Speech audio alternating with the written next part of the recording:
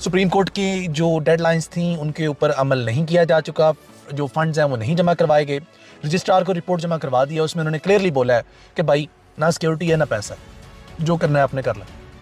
اور دوسری جانب منگل تک ڈائلاگ بھی ہیں، وہ بھی پوسٹ پون کیے جا چکے ہیں. اب تیسرا مرحلہ ہے، بظاہر تو یہی کہا جا رہا ہے کہ ڈائلاگز ہیں انشاءاللہ اچھے مرحلے میں جا رہے ہیں، اور دونوں کی ایک ہی بات ہے. حکومت وقت کہتی ہے سپٹمبر میں الیکشنز کروا لیں، اور پی ٹی اے کہتی نہیں سپٹمبر تک ہم ویٹ نہیں کر سکتے. اور عدالت عظمیٰ وہ بھی تحریری حکم نامہ نہیں دے رہی. شاید کسی حد تک عدالت عظمیٰ کی پوری کوشش ہے کہ کسی حد تک ان کی صلح صفائی ہو جائے اور کسی طرح کو بیچ کا رستہ اختیار کیا جائے، تصادم کی جانب نہ بڑھا جائے.